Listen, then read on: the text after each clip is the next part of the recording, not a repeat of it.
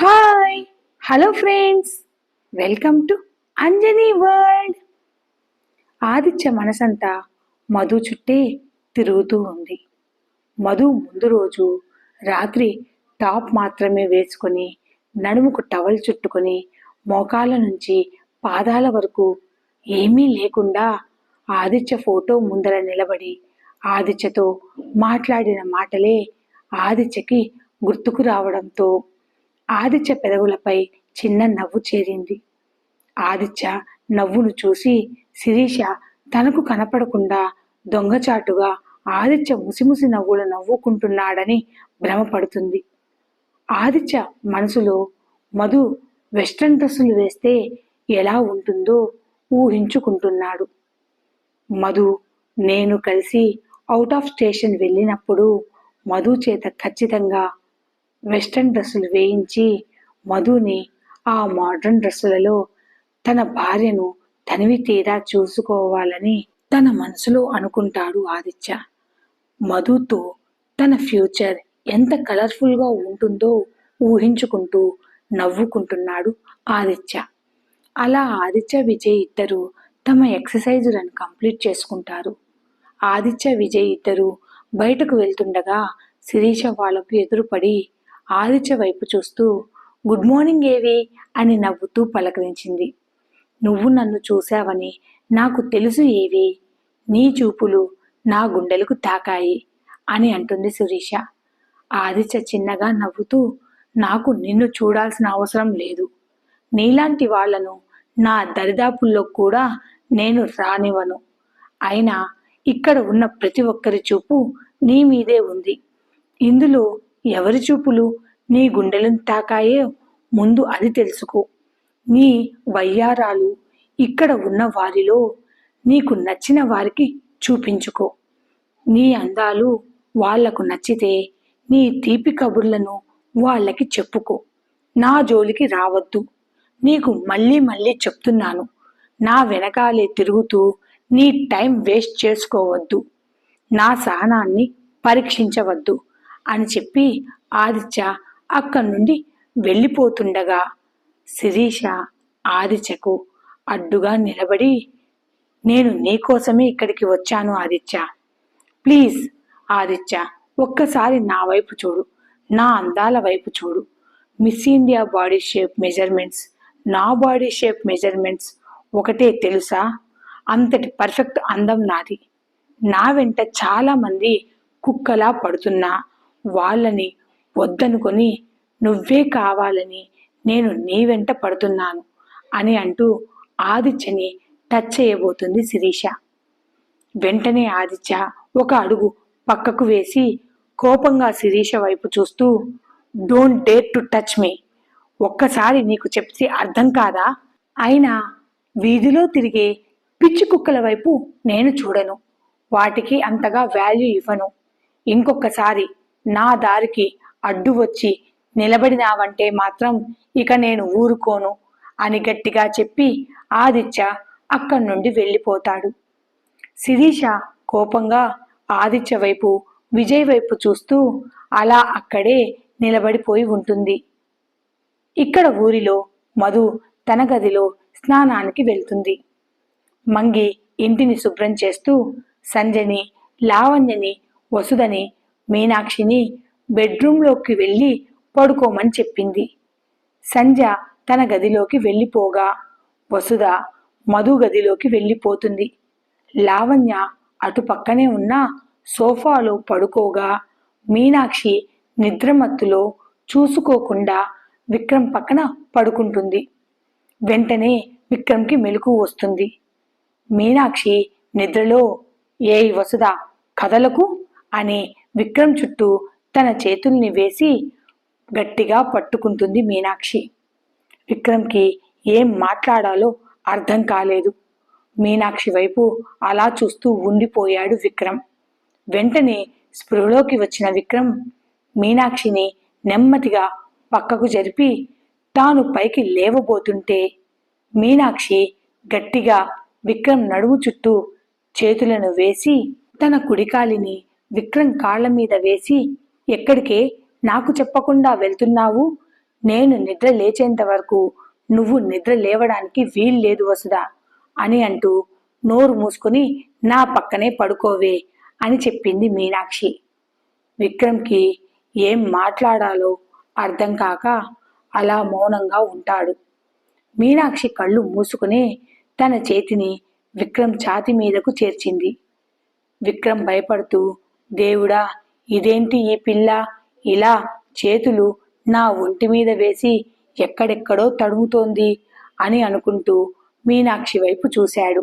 మీనాక్షి, వసుదా, ఏంటే నీ ఛాతి ఇంత గట్టిగా ఉంది అని అంటూ తన చేతిని ఛాతి మీద నుండి నెమ్మదిగా పైకి జరుపుతూ విక్రమ్ మొహం మీదకు చేర్చింది. మీనాక్షి తన చేతులతో విక్రమ్ పెదవులను తడుముతూ, నీ పెదవులేంటే ఇంత రఫ్గా ఉన్నాయి, పైగా ఇదేంటి వెంట్రుకల్లాగా ఉన్నాయి, నిన్న రాత్రి నీ ఫేస్ మీద ఒక్క వెంట్రుక కూడా లేదు కదా, సడన్ గా ఇలా వెంట్రుకలు మొలవడం ఏంటే అని విక్రమ్ మీసాలను లాగుతూ విక్రమ్ బుగ్గల్ని పట్టుకుని, మెత్తగా ఉండవలసిన నీ బుగ్గలు ఇలా గట్టిగా ఉన్నాయేంటే అని అంటూ తన చేత్తో విక్రమ్ ఒళ్ళంతా తడుముతూ తన కళ్ళను తెరిచి విక్రమ్ వైపు చూసింది మీనాక్షి. అంతే, విక్రమ్ గట్టిగా అరిచి మీనాక్షిని కిందికి ఒక తోపు తోస్తాడు. సోఫా మీద నుంచి ఒక్కసారిగా కింద పడ్డ మీనాక్షి, అమ్మో నా నడుము విరిగిందిరా బాబోయ్ అని అనుకుంటూ విక్రమ్ వైపు గుర్రుగా చూస్తూ, నీకేమైనా పిచ్చా, అలా నన్ను కిందికి తోసేశావు, ఓయ్ తాటి చెట్టు, నువ్వేంటి ఇక్కడ, అసలు నువ్వు లోపలికి ఎలా వచ్చావు, అందులోనూ నా పక్కన పడుకుని నువ్వేం చేస్తున్నావు అని గట్టిగా అడుగుతుంది మీనాక్షి. విక్రమ్ అటూ ఇటూ చూస్తూ, ఒక పెళ్లి కాని కుర్రాన్ని ఏదో సోఫా ఖాళీగా ఉంది కదా అని ఇక్కడ పడుకుంటే నువ్వు చూసుకోకుండా నా పక్కన వచ్చి పడుకొని నా బాడీని మొత్తం టచ్ చేస్తూ ఎంజాయ్ చేసింది కాకుండా ఇప్పుడు రివర్స్లో నన్నే అరుస్తున్నావా, ఇంతటి అన్యాయం ఎక్కడైనా ఉంటుందా అని అమాయకంగా ఫేస్ పెట్టుకుని అడుగుతాడు విక్రమ్. విక్రమ్ అటూ ఇటూ చూస్తూ, ఈ పిల్ల నా బాడీని మొత్తం తన చేతులతో తడిమేసింది అని అంటూ గట్టిగా అరుస్తూ, ఒక పెళ్లిగాని బ్రహ్మచారిని, ఆంజనేయ స్వామి భక్తుడని, పరాయి స్త్రీలను కలలో కూడా తలుచుకోను అలాంటి నన్ను నీ చేతులతో ఎక్కడెక్కడో నా బాడీని తాకావు, నా బతుకుని బుగ్గిపాలు చేశావు కదా అని గట్టిగా అరవపోతాడు విక్రమ్. మీనాక్షి వెంటనే మోకాళ్ల మీద కూర్చొని విక్రమ్ నోటి మీద తన చేతిని పెట్టి విక్రమ్ నోటిని మూసేస్తూ, ఎందుకలా గట్టిగా అరుస్తావు, ఏదో తెలియక అని అంటూ మీనాక్షి చాలా కోపంగా విక్రమ్ వైపు చూస్తూ, అబ్బాచ్చా అని తన కళ్ళను గట్టిగా మూసుకొని, సారీ, నా పక్కన పడుకున్నది నువ్వు అని నేను అనుకోలేదు అని అంటుంది మీనాక్షి. విక్రమ్ మీనాక్షి వైపు చూస్తూ, ఇలా నీ పక్కన పడుకోవడానికి ఇంకెవరైనా వేరే వాళ్ళు ఉన్నారా ఏంటి తమరి లైఫ్లో అని భయంగా అడుగుతాడు. మీనాక్షి తన తలని కొట్టుకుంటూ, ఎందుకు తాటి చెట్టులా పెరిగావు, ఒక ఆడపిల్లతో ఎలా మాట్లాడాలో కూడా నీకు తెలియదా అని అంటుండగానే అప్పుడే మంగి హాల్లోకి రావడం చూసిన మీనాక్షి విక్రమ్ నోటి మీద నుంచి తన చేతిని తీసి, గట్టిగా అరవకు, ఈ విషయం గురించి మనం తర్వాత మాట్లాడుకుందాం అని చెప్పింది. మంగి హాల్లోకి వచ్చి, నిద్ర లేచారా, ఇంకా అలా నేల మీద కూర్చున్నారేంటమ్మా, ముందు మీరు లేవండి, నేను ఇంటిని క్లీన్ చేసుకోవాలి అని చెప్పింది మంగి. మీనాక్షి కోపంగా విక్రమ్ వైపు చూస్తూ తన వేలితో, నీ సంగతి ఇప్పుడు కాదు తర్వాత చెప్తాను అని తన వేలిని విక్రమ్ వైపు చూపిస్తూ అంటుంది మీనాక్షి. అమాయకంగా ఫేస్ పెట్టుకుని, సోఫా మీద పడుకున్నానని నాపై అడ్వాంటేజ్ తీసుకున్నది కాకుండా నీ చూపుడు వేలును నా వైపు చూపిస్తూ నన్ను బెదిరిస్తావా అని మళ్ళీ గట్టిగా అరవబోతాడు విక్రమ్. సారీ, ప్లీజ్ అరవద్దు, ఇంకెప్పుడు నిన్ను ఇలా బెదిరించను, సారీ, ఇప్పటికి సైలెంట్గా ఉండవా ప్లీజ్ అని అంటూ తన నడుమును పట్టుకుని, అబ్బా నా నడుము విరిగిందేమో అని అనుకుంటూ మధు బెడ్రూమ్ లోపలికి గబగబా వెళ్ళిపోతుంది మీనాక్షి.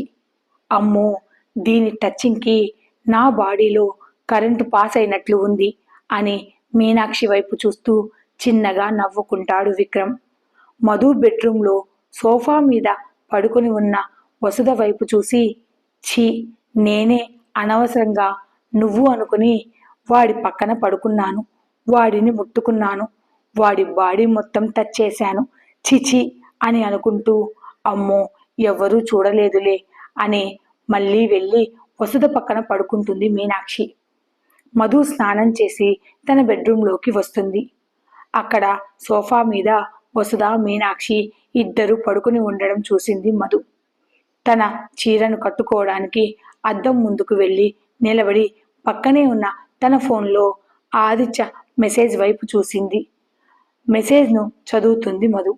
ఆదిత్య అప్పుడే తన రూమ్లోకి వచ్చి ల్యాప్టాప్ను ఓపెన్ చేస్తాడు. ఆదిత్య ఫోన్కి మధు కాల్ చేస్తుంది. ఆదిత్య చిన్నగా నవ్వుతూ తన ల్యాప్టాప్లో కెమెరాను ఓపెన్ చేసి మధు వైపు చూశాడు. మధు తన ఫోన్ని డ్రెస్సింగ్ టేబుల్ మీద పెట్టి అద్దం ముందర నిలబడి ఎంతో శ్రద్ధగా తన చీరను కట్టుకుంటూ ఉంటుంది. ఆదిత్య అలానే మధు వైపు చూస్తూ తన ఫోన్ని లిఫ్ట్ చేసి, చెప్పు బంగారం అని అంటాడు. గుడ్ మార్నింగ్ బావా, నీ వర్కౌట్ కంప్లీట్ అయ్యిందా అని అడుగుతుంది మధు. ఆదిత్య మధు చెప్పేది ఏది వినకుండా అలానే మధు వైపు చూస్తూ, ఒక్క నిమిషం మధు అని మధుకి వీడియో కాల్ చేస్తాడు ఆదిత్య. మధు వెంటనే ఆదిత్య వీడియో కాల్ని లిఫ్ట్ చేసి, బావా, నేను ఇప్పుడు చీర కట్టుకుంటున్నాను. నా ఫోన్ స్పీకర్లో ఉంది. మన గదిలో వసుధ మీనాక్షి ఇద్దరు సోఫా మీద పడుకొని నిద్రపోతున్నారు. నువ్వేం చెప్పాలనుకున్నా జాగ్రత్తగా ఆలోచించి మాట్లాడు. నీ రొమాంటిక్ మాటలను వసుధ మీనాక్షి విన్నారంటే అస్సలు బాగోదు బావా అని చెప్పింది మధు.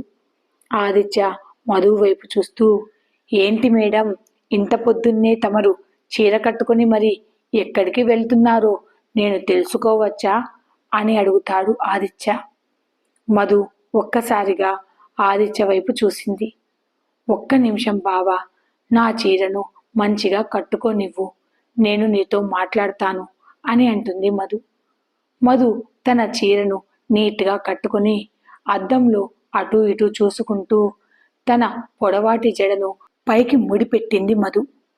మధుని వెనక వైపు నుండి చూస్తుంటే శంఖం లాంటి మెడ, తన విశాలమైన వీపును చూస్తూ అలా ఆదిత్య చూపు మధు నాజూకైన నడుము మీదకు చేరింది.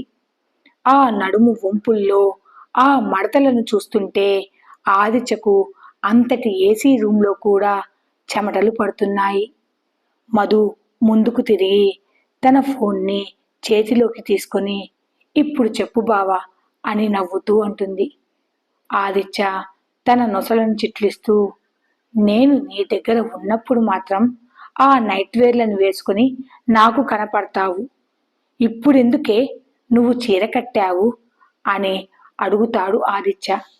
మధు ఆదిత్య వైపు చూస్తూ చిన్నగా నవ్వుకుంటూ, బావా, ఇది మన ఊరు కాదు, అందులోనూ ఈ ఊరు పల్లెటూరు. ఇక్కడ ఇంటి కోడళ్ళు చీరలే కట్టుకోవాలి, తెలుసా నీకు? లేదంటే మన మావయ్య గారికి మాట వచ్చేస్తుంది కదా బావా అని తన నల్లటి కళ్ళను అటూ ఇటూ తిప్పుతూ చెప్పింది మధు. ఏం పర్వాలేదు, ఎవ్వరూ నిన్ను మీ మావయ్య గారిని ఒక్క మాట అనకుండా నేను చూసుకుంటానులే, కానీ ముందు ఆ చీరను విప్పి నీట్గా డ్రెస్ వేసుకోపో అని అంటాడు ఆదిత్య. అంతగా ఎవరైనా నిన్ను అడిగితే నా మొగుడికి నేను చీర కట్టుకోవడం అసలు ఇష్టం లేదని నా మీదకి చెప్పవే. చూడు మధు, నువ్వు నా కోసమే చీర కట్టుకోవాలి. నేను నీ పక్కన ఉన్నప్పుడు మాత్రమే నువ్వు చీర కట్టుకోవాలి. నీ అందాలు నేను మాత్రమే చూడాలి. నీ అందాలు నా ఒక్కడికి మాత్రమే సొంతం, అది గుర్తుపెట్టుకో అని అంటాడు ఆదిత్య. ఆదిత్య మాటలకు చిన్నగా నవ్వుకుంటుంది మధు.